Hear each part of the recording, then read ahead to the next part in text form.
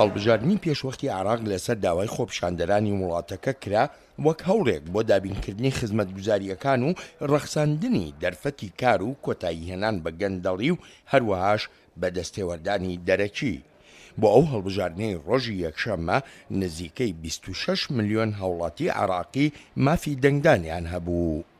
كان العدد الكلي للناخبين الذين ژمارەی ئەو دەنگدەرانەی بەشداریان لە هەڵبژاردننی تایبەت و گشتی عێراقدا کرد 9 ملیۆن و 7,779 کەس بوون، واتە ڕێژەی بەشداری لە 141 بووە تا ڕۆژی دووشەمەش 25 سکاڵا تۆمار کراوە. ئەمە هەڵبژاردنە پێشوەختی عراق نەبووە مای هێورکردنەوەی تووڕەیی و ناڕۆزایی شەقامی عراقی بە تایبەتیش خۆپیشاندەران. لەگەڵ بڵاوکردنەوەی ئەنجامە بەراییەکاندا زۆرێک لە هاوڵاتیانی ئەم وڵاتە بە شەڕوێران بووە بێهیوایی خۆیان دەربڕیوە لەوەی ئەم ئەنجامانە بتوانن ببنە هۆکارێک بۆ گۆڕانکاریەکی بنچینەیی لە وڵاتەکەیاندا.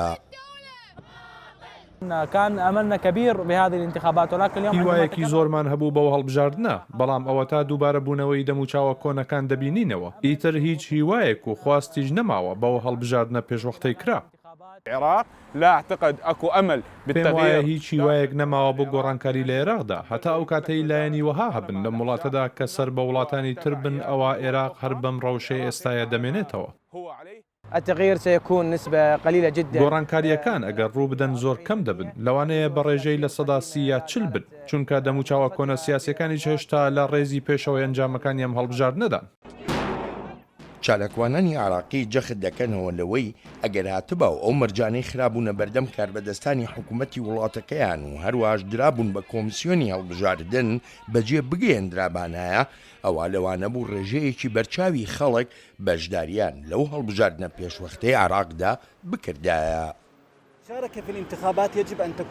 بەشداریکردن لە دەنگداندا دەبوایە هەندێک مەرجی لەگەڵدا بوایە و بزوتنەوەی تەشرین ئەو مەرجانەی دانابوو بریتی بوون لەوەی چەکی نایاسایی نەمێنێت، پارەی سیاسی بۆ کڕینی دەنگ نەبوایەت و هەڵبژاردنێکی ئازاد و ڕەوا بکرایێت لەگەڵ هەبوونی کۆمیسیۆنێکی ڕەوایی هەڵبژاردندا.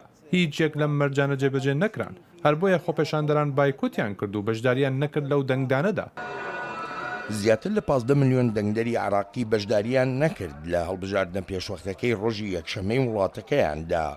ئەم بایکۆتکردنە گەورەی هەڵبژاردن نەکرد تەنها لای عراقیەکان، بەڵکو لای چاودێرانی بیانی هەڵبژاردنەکانیش جێی سەرنجێکی زۆر بووە و دەشڵێن هیوادارن ئەم پەیامەی عراقیەکان بگاتە لای فەرمانڕەوایانی 18 ساڵی ڕابردووی وڵاتەکە.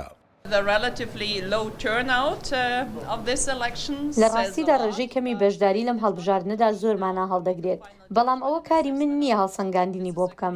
ئەمە ئاماژەیەکی ڕوونی سیاسیە و هەر تەنها دەتوانم بڵێم هیوادارم سیاسەکان و دەستەبژێری سیاسی عێراق گویان لەو عێراقیانە بێت. ئێستا هەر پەیامە دەتوانم ئەمەندە بڵێم.